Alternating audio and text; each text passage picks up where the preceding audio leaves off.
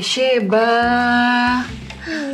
Aduh, kenapa? You look so tired. Iya, Miss, Sheba capek. Capek kenapa sih sayang? Coba cerita ke Miss Shin dulu, kenapa capeknya? Karena Sheba punya banyak PR. PR-nya ada 5, proyeknya ada banyak juga.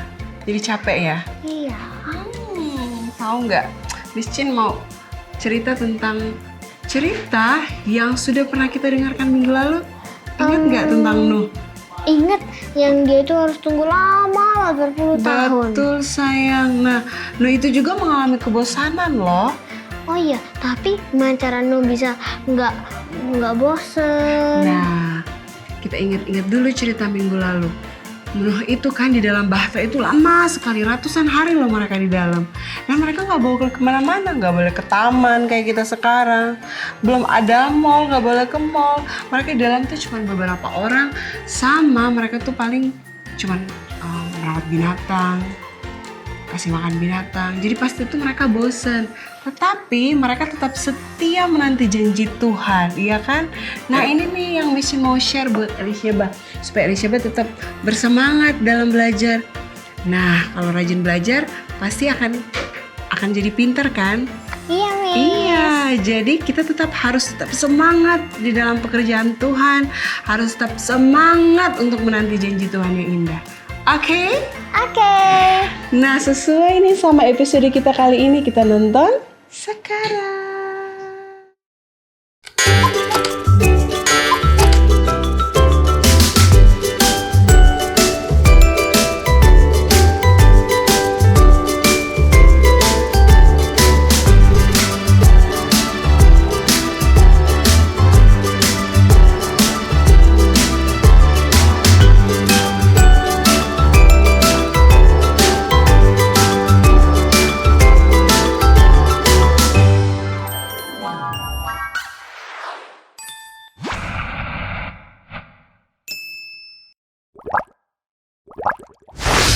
Pernahkah dalam hidupmu engkau menyaksikan hujan turun selama berhari-hari? Apa engkau merasa bosan bermain terus dalam rumah? Apa yang kamu rasakan ketika akhirnya engkau melihat matahari lagi? Bisakah engkau keluar rumah lagi? Kalau begitu, engkau akan mengerti bagaimana perasaan Nuh dan keluarganya ketika akhirnya mereka meninggalkan Bahtera. Sesudah lebih dari 1 tahun di dalam Bahtera, pasti rasanya senang sekarang bisa berada di luar. Keluarga Nuh melangkah keluar menghirup udara yang segar dan bersih. Mereka berdiri dan tersenyum dalam kehangatan dan penyambutan sinar matahari. Mungkin perasaan mereka juga agak sedikit takut. Dunia ini sekarang terlihat berbeda dan kedengaran sangat kunyit. Ke-8 orang itu yang berjalan keluar dari Bahtera adalah satu-satunya manusia yang tinggal di antara seluruh dunia. Mereka mulai lagi dari awal, sendiri dan bersama-sama. Segera binatang-binatang pun keluar. Keluarga Nuh pasti melihat kegembiraan dan semangat mereka. Binatang-binatang itu pasti tertawa sementara mereka melompat dan menari-nari. Ketika Bahtera itu sudah kosong, hal pertama yang dilakukan Nuh adalah membuat sebuah mezbah di mana keluarganya bisa menyembah Tuhan. Tuhan sangat senang akan perbaktian mereka dan ia memberkati keluarga itu. Beranak cuculah dan bertambah banyaklah serta penuhilah bumi. Kemudian Tuhan memberikan satu janji kepada Nuh, anak-anaknya dan setiap generasi yang akan datang. Warna-warna cemerlang terbentang di langit yang adalah pelangi yang paling indah yang pernah terlihat. Tetapi bukan hanya karena warna-warnanya yang indah. Pelangi itu adalah sebuah janji. Karena Allah berkata kepada Nuh, Busurku kutaruh di awan, supaya itu menjadi tanda perjanjian antara aku dan bumi, sehingga segenap air tidak lagi menjadi air bah untuk memusnahkan segala yang hidup. Jika busur itu ada di awan, maka aku akan melihatnya, sehingga aku mengingat perjanjianku yang kekal antara Allah dan segala makhluk yang hidup, segala makhluk yang ada di bumi.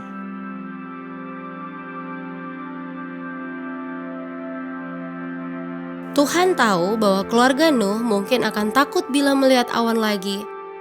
Bunyi tetesan hujan mungkin akan menakutkan bagi keluarga yang sisa ini. Akankah itu menjadi awal dari air bah lagi? Akankah mereka tersapu bersih dari bumi? Tidak. Mereka tidak harus merasa khawatir. Allah telah memberikan janjinya. Keluarga yang istimewa ini telah melewati masa-masa itu bersama-sama. Selama lebih dari 1 tahun mereka telah bekerja bersama-sama dalam bahtera. Selama berhari-hari dan bermalam-malam mereka terombang-ambing di atas lautan. Mereka bekerja keras menjaga semua binatang-binatang itu. Dan sekarang waktunya bagi mereka untuk tinggal di bumi dan memulai kehidupan baru lagi. Tuhan telah memberikan sesuatu yang sangat berharga. Dia memberikan pengalaman akan pelangi untuk dibagikan kepada orang lain. Hal itu merupakan berkat sekaligus janji bagi mereka untuk mereka hargai selamanya. Bagi mereka dan bagi kita juga. Kita juga adalah bagian dari satu keluarga yang istimewa. Keluarga kita terdiri dari orang percaya termasuk gereja dan sekolah kita. Juga keluarga-keluarga kita di rumah. Dan kita juga telah diberikan satu pekerjaan yang istimewa untuk diselesaikan. Kita akan bekerja bersama-sama selama bertahun-tahun. Dan pengalaman yang kita alami bersama akan membawa kita semakin dekat satu sama lain. Dan Tuhan telah memberikan pelangi kepada kita sendiri. Berkat dan janji-janji. Dia akan menolong kita melakukan apa yang Dia minta. Keluarga Nuh telah dipelihara selama di dalam bahtera maupun di luar bahtera. Mereka sangat bersyukur kepada Tuhan atas kasih dan perlindungannya. Bila engkau melihat pelangi, pikirkanlah akan kasih Tuhan bagimu dan ucapkanlah terima kasih kepadanya karena telah menepati janjinya dan semua janji-janjinya yang lain.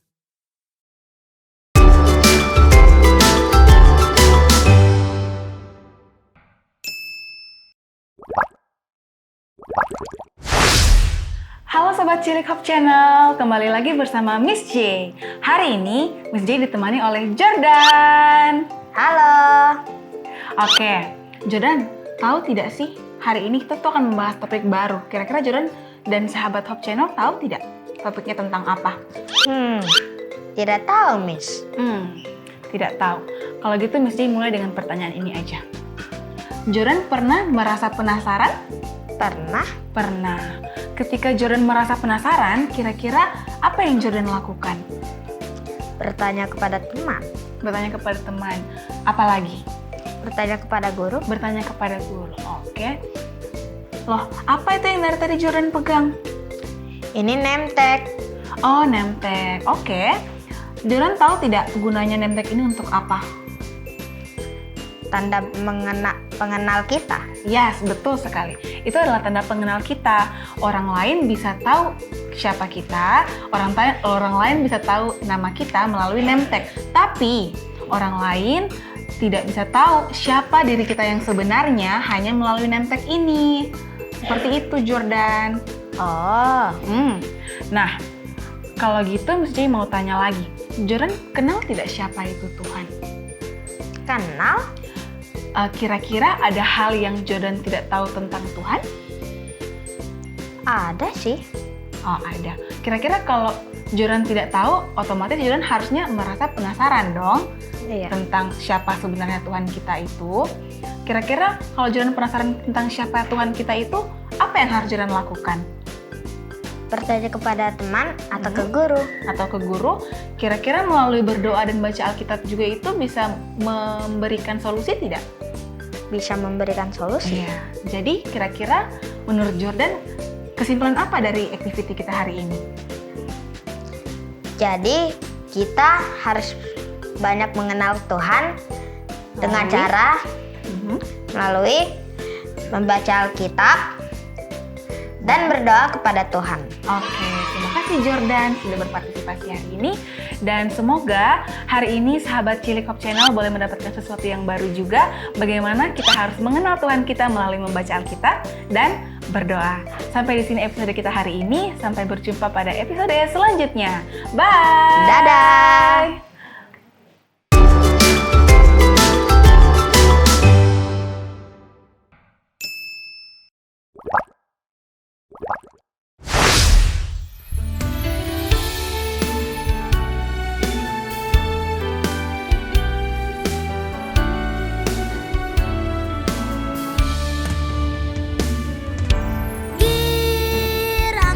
Girang-girangnya hatiku, girang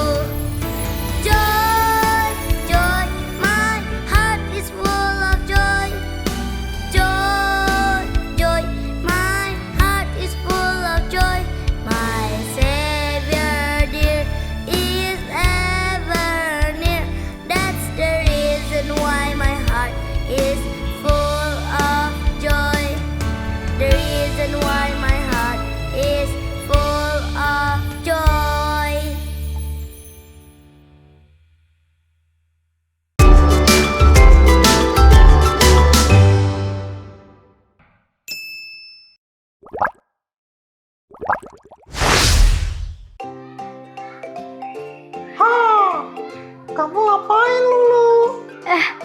Lilo, aku tadi lagi makan. Kamu bikin kaget, ih. Makan snack apa? Nggak kok, lagi makan permen aja. Makannya ngumpet.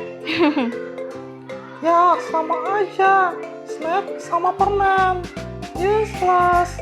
Nanti kamu sugar rush. Emang permen apa yang kamu makan? Sekali-sekali kok. Soalnya lucu. Ini permennya chewy banget dan warna-warni kayak pelangi. Tebak deh permen apa? Yang asam-asam itu kan rasanya. Aku tahu kok. Tapi aku cuma mau ingetin. Daripada permen warna-warni itu, mending belajar untuk makan buah dan sayur. Warna-warni karena setiap buah dan sayur memiliki khasiatnya masing-masing berdasarkan warnanya. Iya, aku juga pernah dengar dan baca juga. Posternya ada di dinding kafetaria sekolah kita di Makarios. Sobat Maths by Cilik juga bisa browsing di rumah. Cari tahu tentang manfaat buah dan sayur berdasarkan warna mereka yang beragam. Nah, itu tahu. Kok masih curi-curi buat makan permen tadi? Ya, kan penasaran aja mau nyoba. Ingat lu, Tuhan janji selalu karuniakan kesehatan kepada kita. Tapi, selama kita menjaga kesehatan diri dan makan minuman yang menyehatkan. Aku kasih tahu ya, warna kesukaan kamu kan kuning. Mending makan mangga kek atau pisang gitu. Kaya akan vitamin C dan banyak manfaat untuk mencegah banyak penyakit. Oke Lilo, makasih banyak ya nasihatnya. Kamu sendiri suka warna apa? Ungu kan? Nah, aku tahu. Pasti kamu suka buah naga. Anggur? Teman-teman di rumah suka warna apa? Makanan, sayuran, dan buah-buahan warna apa? Menarik. Aku juga jelas suka warna ungu. Tapi aku nggak suka sayur terong. Hehehe. Tapi tenang aja, kita tetap bisa dapatkan khasiat dari buah-buahan dan sayur-sayuran warna-warni karena banyak sekali jenisnya.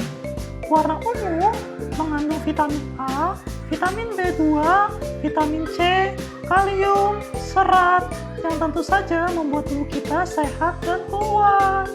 Mantap kalau gitu. Jadi, apapun warnanya, selalu ada manfaatnya ya. Tuhan itu ajaib deh. Peduli banget sama kita. I'm so thankful.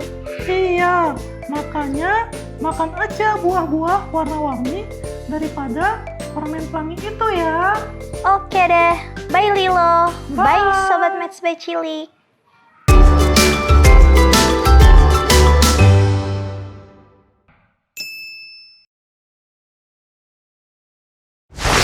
Hi kids, and welcome to Wise Words. My name is Ben, and today we're going to be talking about thankfulness atau rasa syukur. Now, can you spell thankfulness with me? Ready? Here we go. T-H-A-N-K-F-U-L-N-E-S-S. Thankfulness. That was kind of a long one, but you did great. Now, what is thankfulness? Well, I think thankfulness is one of the most important ideas we're ever going to talk about. Being thankful is such an important part of everyday life.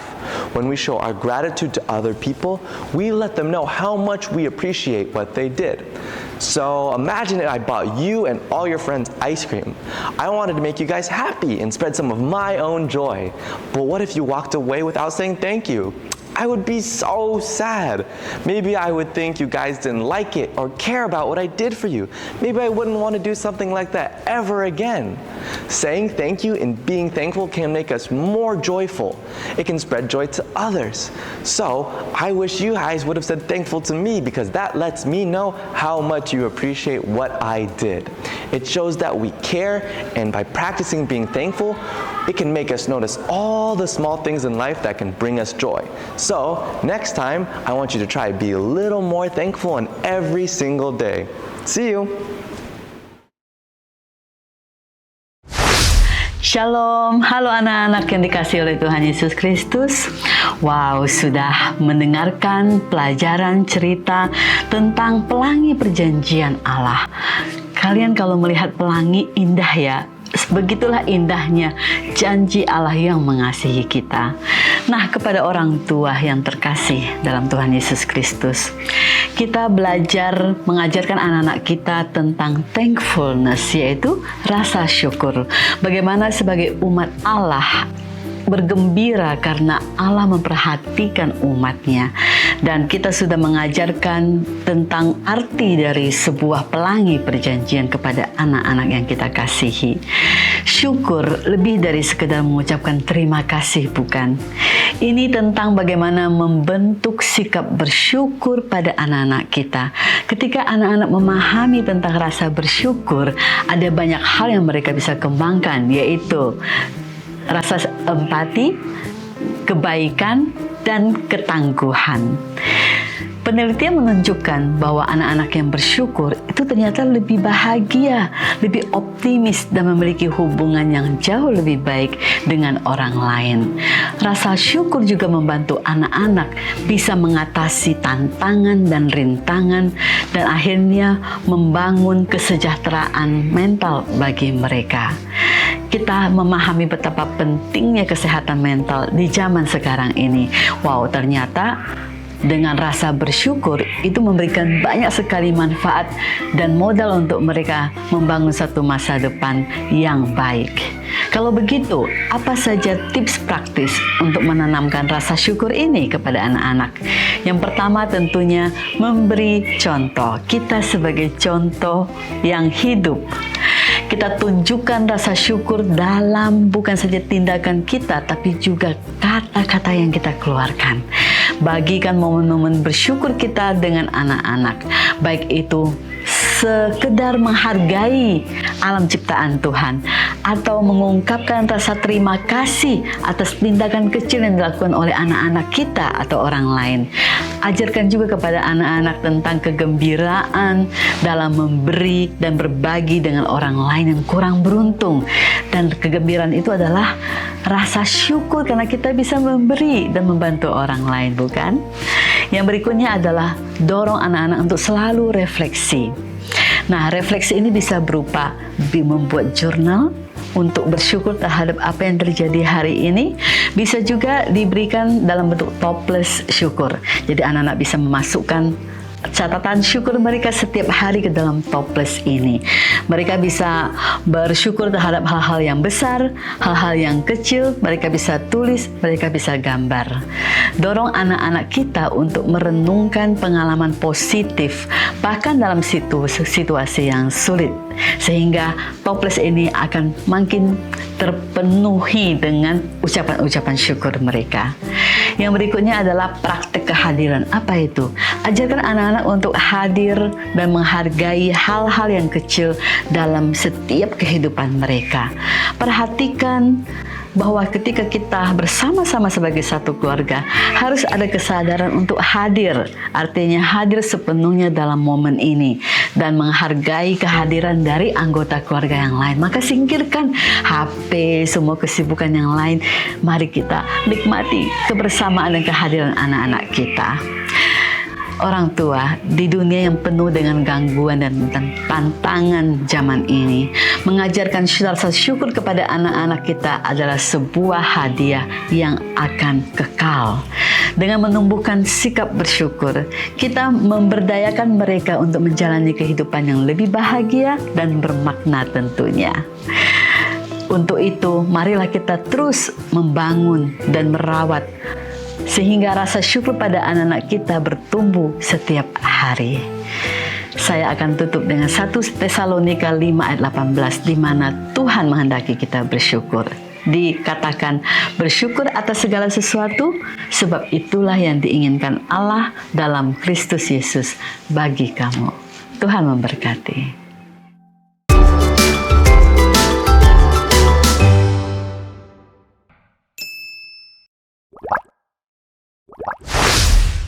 Kamu tahu nggak arti rasa syukur? Arti rasa syukur itu tentang kita berterima kasih karena untuk makanan yang kita sudah konsumsi dan juga minuman, dan kita juga bisa bersyukur karena kita sudah bangun.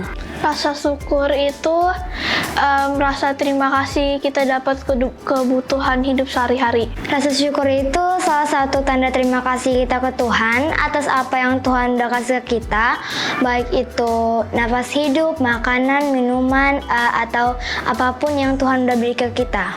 Apa yang paling kamu syukuri hari ini?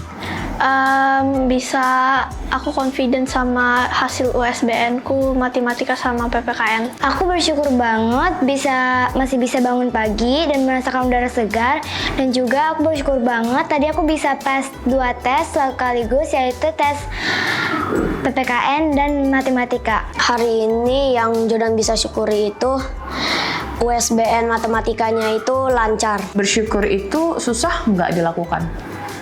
Bersyukur itu menurut aku kadang-kadang susah dan kadang-kadang gampang.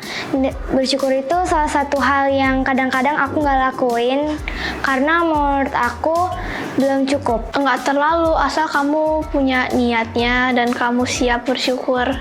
Bersyukur itu yang paling susah yang pernah Jordan alamin itu pas di momen yang Jordan pernah berpikir Jordan nggak bakal pernah mengeksplorasi ke tempat lain-lain seperti pindah ke negara lain.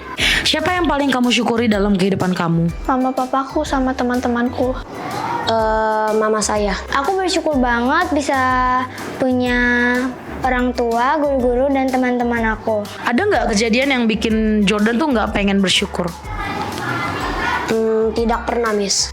Aku pernah sering berantem sama adek kalau main game, padahal adekku udah main setiap hari. Aku kadang terlalu kesel. Kejadian yang kayak seseorang punya tapi aku nggak punya, kadang-kadang aku nggak bisa bersyukur untuk itu. Mengapa tidak bersyukur adalah tindakan yang tidak baik? Karena kalau kita tidak bersyukur itu kita nggak bakal pernah berasa berterima kasih atas apapun, seperti yang sederhana aja, makanan, minuman, bangun pagi, dan juga kita bisa sekolah. Tidak, karena tidak bersyukur kita udah memboros waktu Tuhan. Tuhan udah memberikan segala pada kita. Tuhan udah usaha memberikan yang terbaik, tapi kita tidak peduli aja. Karena Tuhan kan sudah beri kita semuanya. Tuhan sudah beri kita makanan, minuman. Masa kita tidak bersyukur dengan apa yang sudah Dia kasih ke kita? Artinya, kalau kita tidak bersyukur berarti kita tidak menghargai Tuhan dan tidak menghormati Tuhan.